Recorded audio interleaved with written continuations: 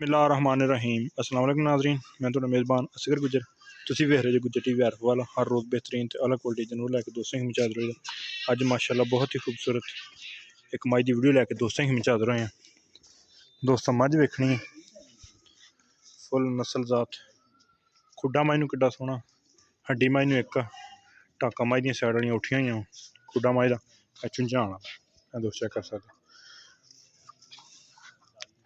Pure Shah काली मज सिर्फ पुछल दे दो चार वाल सफेद आ चिड्डा मज नूं चीरवा वा दोस्त चेक कर सकते। पूरी मुठ मुठ का थान अगले पिछले थान तो फुट बाहर निकली पूरी मुठ मुठ का थान चारे थान बराबर पीढ़ी के पावे होंगे कला कला थान बिल्कुल साफ ना कुछ चल रही बिल्कुल नहीं ठीक हो गया। दाग माइन लगे हुए पट ते लगे तो ए माइन कले ते लगे गोल माइन सिंह उतो रख के मुड़े छड़ खां जरा माइन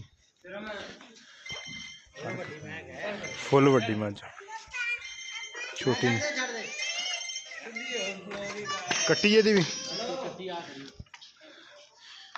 कट्टी मज दे मगर है मज की कट्टी है। ये किनवा सुआ सोई है दूसरा सुआ सोई है तो ये किन्ना सारा दुध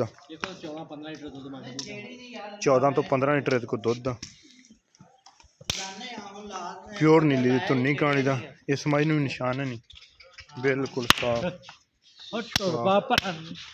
नस्ल जात वाली वड्डी मज आम मझां तो बहुत ही वड्डी मज सिर जिहड़ी मज छोटी नहीं गी दूरों करके कैमरा ना कदे जूम किया सोहनी मज वड्डी नस्ल जात वाली कट्टी मज ये किन्ने दिन सूई है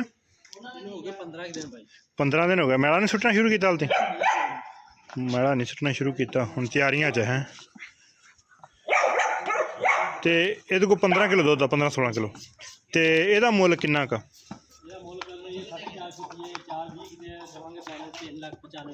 3,95,000 दे पिछों प्यारों बसाई 15-16 किलो दुध दूसरा सूआ सूई है मगर मज तो कट्टी है कट्टी माशाल्लाह थले मज फुल वड्डी है तो वाह वड्डी है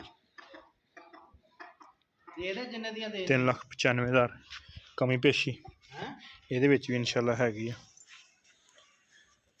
चलो मैं तेना करदा फिर 10 मिनट माशाल्लाह मज की कट्टी है 10-15 दिन की सूई हुई है। उम्मीद करने कि अज की वीडियो आएगी दोस्तों को पसंद अगर वीडियो पसंद आती लाइक शेयर तो माशाल्लाह कमेंट एक अगली दिन बेहतरीन वीडियो फिर हाजिर होंगे उस टाइम तक अपने मेज़बान असगर गुजर की इजाज़त।